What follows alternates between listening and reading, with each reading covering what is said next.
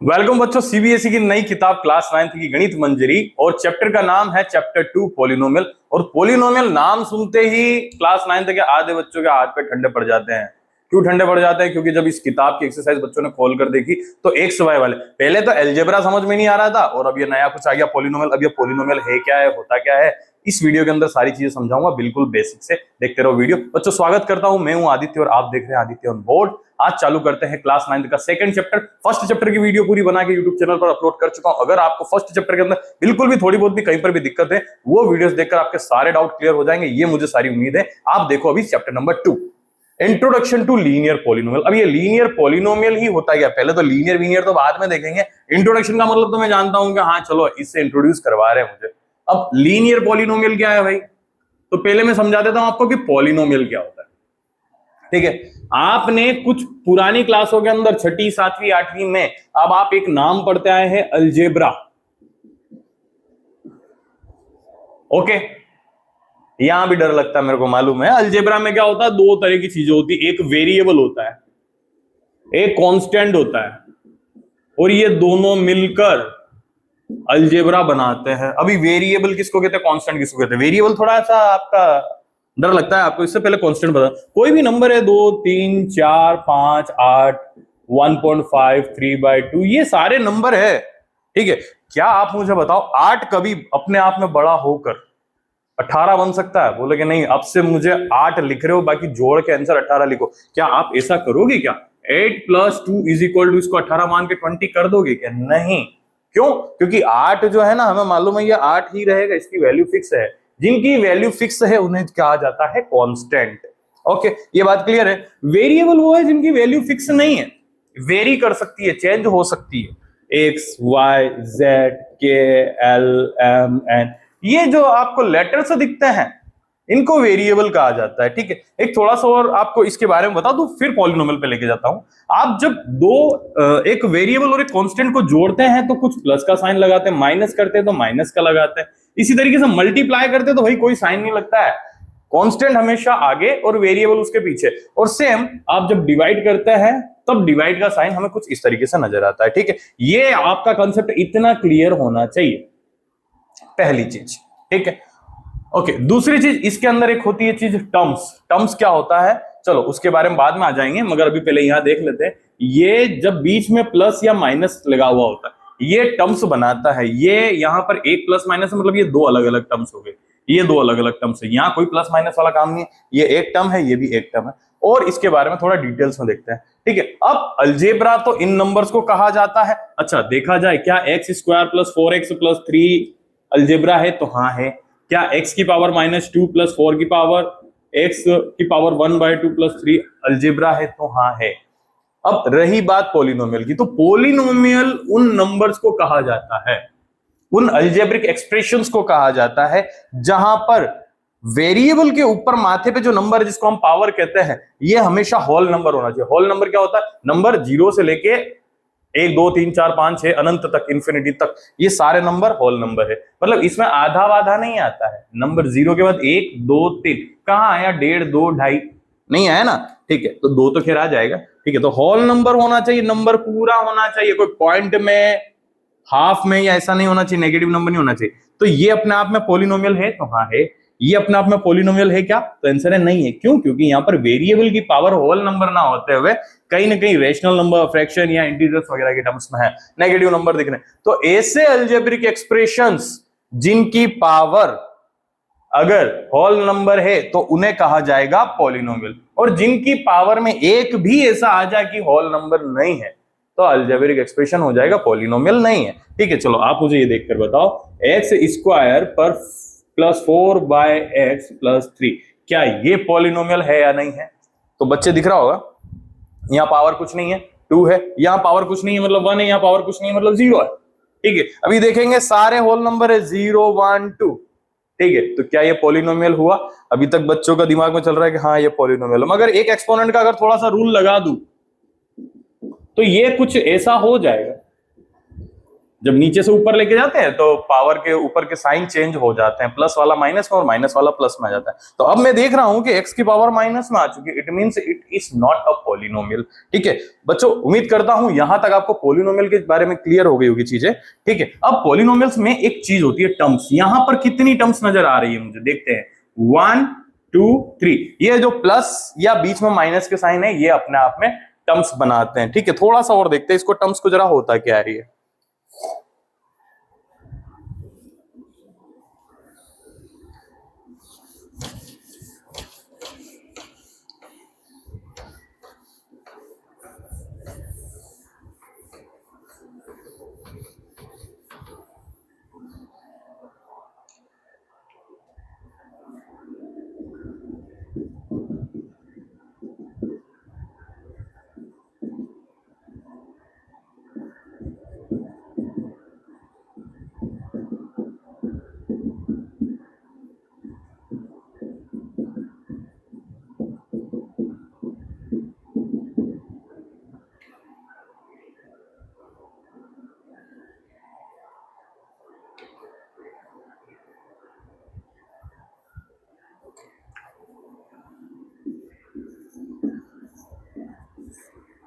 Okay भाई, यहां पर 4 केस लिए हैं मैंने। देखो पहला केस है 3x square plus 4x plus 7।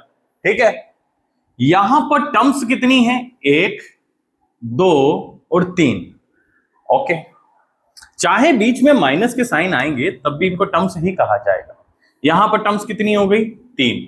यहां पर टर्म्स कितनी नजर आ रही, 2। यहां पर टर्म्स कितनी नजर आ रही, 4। यहां पर टर्म्स कितनी नजर आ रही है, 4। ओके, टर्म्स क्या होता है ये चीज क्लियर हो गई होगी।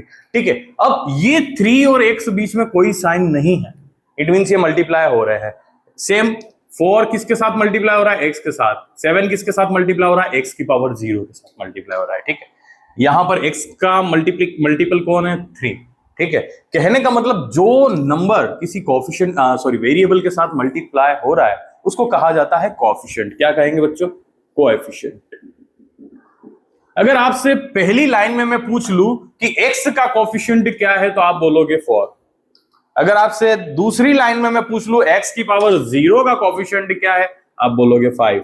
सेम दूसरी ही लाइन में मैं पूछ लूं x स्क्वायर का कोएफिशिएंट क्या है, आप देखोगे भैया x स्क्वायर तो है ही नहीं।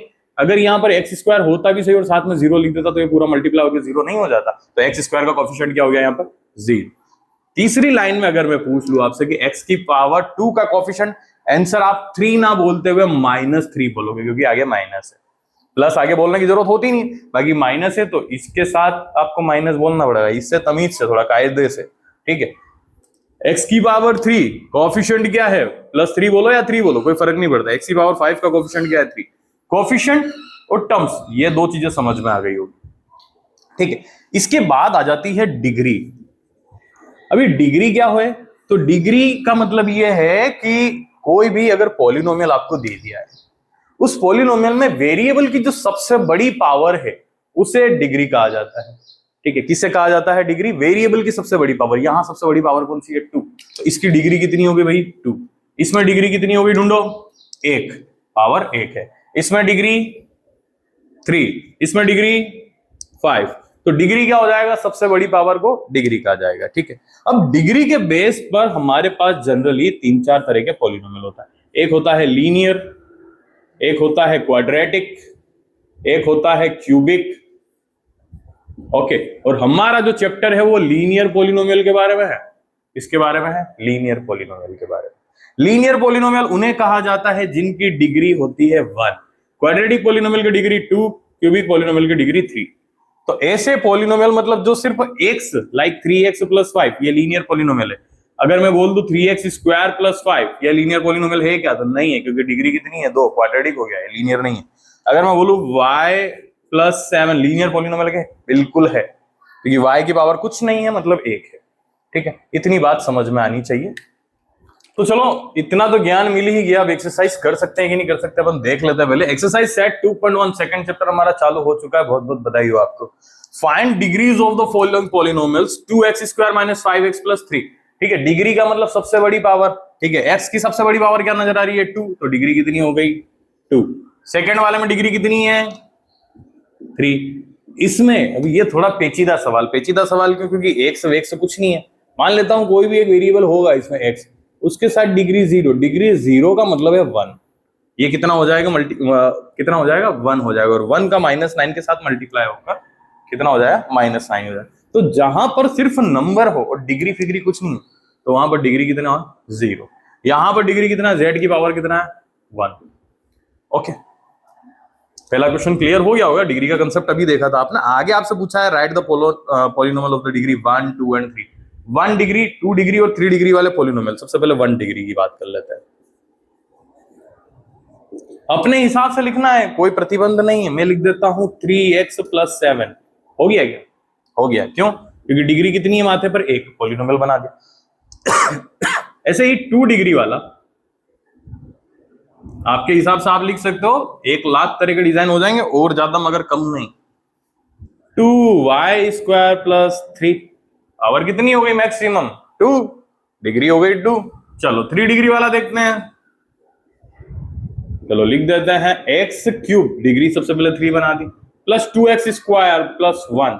ठीक है, बना दिया अपने हिसाब से कोई भी पॉलिनोमियल। सिर्फ x³ भी लिख दोगे तब भी वो पॉलिनोमियल है। इतना आगे जाके प्लस माइनस करने की जरूरत नहीं है। ठीक है, तीसरा क्वेश्चन की तरफ आ जाते हैं। What are the coefficient? अभी कोएफिशिएंट पढ़ते हैं। आगे सामने कौन सा नंबर है जो मल्टीप्लाई हो रहा है, उसको कोएफिशिएंट कहा जाता है। किस किस का कोएफिशिएंट पूछा है? यहाँ पर x² का पूछा है, x³ का पूछा है। ठीक है, यहां देखो x² के साथ क्या है? x³ के साथ क्या है? मैंने क्या बोला था? माइनस वाले के सामने कायदे में। ठीक है, क्योंकि माइनस में अगर आपने गड़बड़ करी और इधर मास्टर ने नंबर काटे, देर नहीं होगी बिल्कुल भी। तो x³ का coefficient of x³ is equal to -3 and similarly coefficient of x² is equal to +6। ठीक है, इतनी बातें समझ में आ गई होगी। चलो बच्चों, चौथा सवाल आपके सामने आपकी कंप्यूटर स्क्रीन पर। What is the coefficient of z in the polynomial? अब देखो यहां पर जो पॉलिनोमियल नजर आ रहा है zx³ + 5z² - 11z। z वाला आया क्या?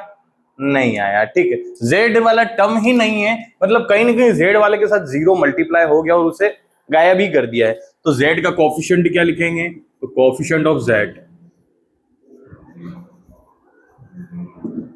0। जब है ही नहीं तो बात ही खत्म। What is the constant term? अभी क्या पूछा है? Constant term. कांस्टेंट टर्म मतलब जिसके साथ कोई वेरिएबल नहीं है। कहां है क्या ऐसा कुछ? यहाँ वेरिएबल x³, यहाँ वेरिएबल x², यहाँ वेरिएबल है x, इसके साथ कुछ नहीं है। तो कांस्टेंट टर्म क्या है? बच्चे 10 बोलेंगे। मैंने माइनस इसीलिए सर्कल के अंदर किया है क्योंकि माइनस के सामने कायदे में। तो कांस्टेंट क्या हो जाएगा?